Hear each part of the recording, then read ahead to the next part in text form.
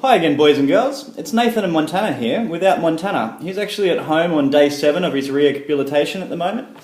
I'm just down here with some friends of ours from Rocky's Canine Rescue. Please jump online and have a look at that. It's in the Sydney area. Once again though, as I mention always, if you're in any parts of Australia, please have a look at Rocky's Canine Rescue or any of the other great groups that are around. Just because they're not in your area doesn't mean they can't help. Once again, somebody might have a dog on the other side of the country that someone wants, and heaven forbid we can transport that there for them. So what we're doing here tonight is there was a story came through the Naga website of a dog named Ben. Ben's not the actual dog that I'm dealing specifically with tonight. The dog here is Jabon and his mum is Ali. Do you intend or have you thought about whether you're going to foster Jabon permanently, part-time, rehab or uncertain?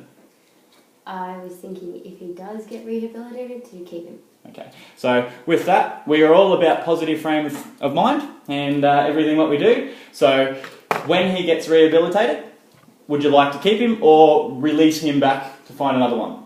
Keep him. There we go. So it's all about literally the way we approach it. When people say, my dog always jumps, when people say my dog, and you guys haven't said anything like this, but my dog always does this or it always does that, that's going to happen because you've made it. It's if you think the dog is going to bite, you're going to send energy apprehensive. We're going to be cautious without even knowing it. Your heart rate changes. You can increase your heart rate by thinking of something exciting. Okay? You can decrease it by thinking of something calm. By understanding if you can increase and decrease your heart rate, you've also got a whole lot of other things going on in your body that dogs pick up, bees, dogs and horses specifically. They're called pheromones. They're released from different parts in dogs and bees and horses' bodies, but in ours it's from a small gland at the back of our neck and the base of our skull called our pituitary gland. Now that actually releases these pheromones into the air, and they've got things like fear, they've got high energy, they've got stress, they've got also the chemical formula for love. Now jump online, boys and girls, and have a look at this.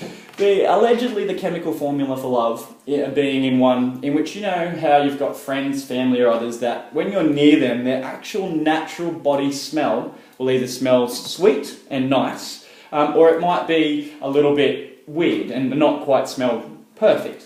The people who smell sweet to us through the pheromones that are being released from the back of our head and our scent receptors that are all in our olfactory parts of our brain, nose, boys and girls, is basically when we smell them and they're sweet, we have very different immune systems.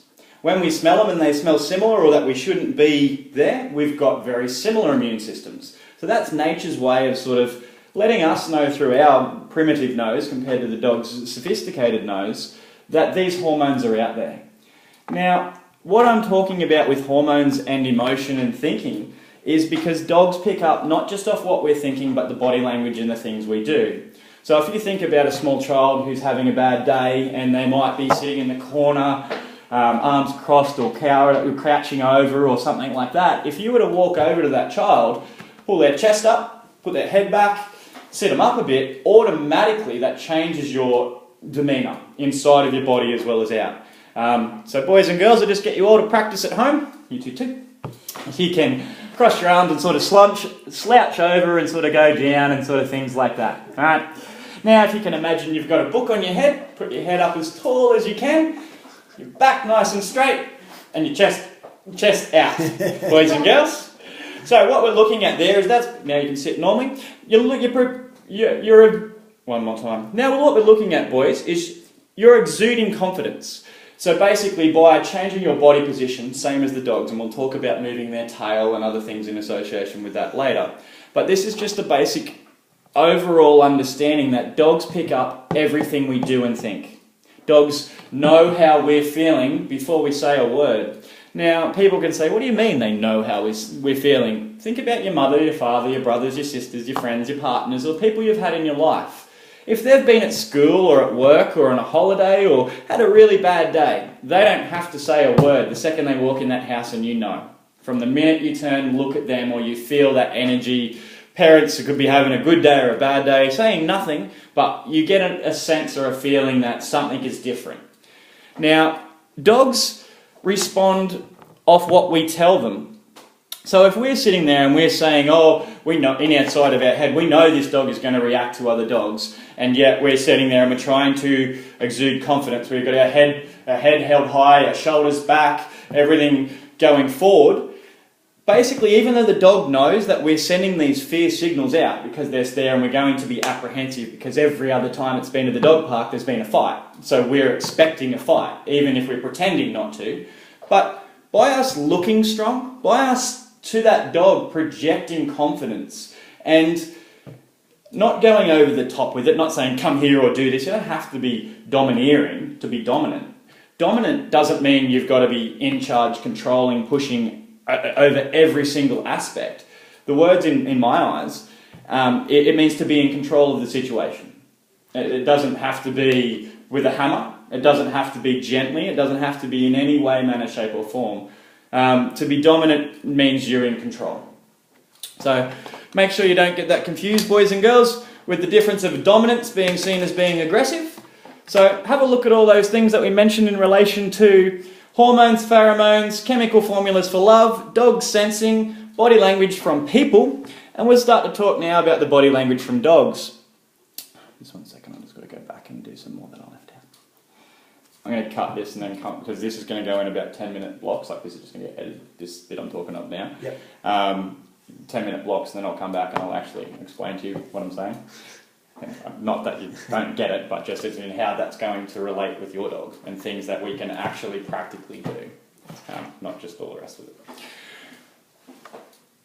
So, in relation to dogs and sensing fear, now people think that dogs are very primitive in their movements, their gestures, their actions, when they actually are far more complicated than we've ever really imagined before. Dogs can sense cancer, dogs can sense seizures, they can pretty much anything we think that there's a chemical sense or a reaction within a body or anything that is going to be outside of the normal parameters of what the dog is used to in that area is going to be picked up by that dog as something unusual.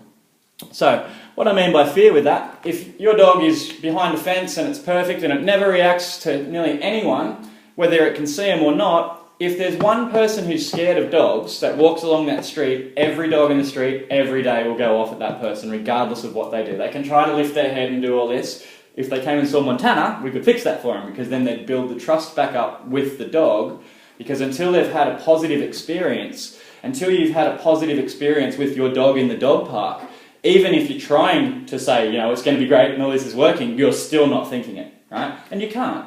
Until you've actually had that positive experience yourself, you can't change what's inside our brains chemically. But what we're going to do is we're going to try to preempt the change in the dog by displaying confidence, doing the things that we learn, and understanding that it's just a dog. It doesn't matter what behaviours, what issues, what things they've got. It's exactly the same as it's just an engine. There might be variations of engines, but they all go together exactly the same. They all work on the same principles. They all have the same physics. They all have the same everything. Dogs have the same language. They've got different tails, some that you can't read because they're permanently curled, some that aren't even there, naturally being born without tails, like Australian Shepherds and things like that. So we're going to be looking at a broad spectrum of body language, but we'll specify it specifically for staffies and large bull breeds and things like that for you guys and girls.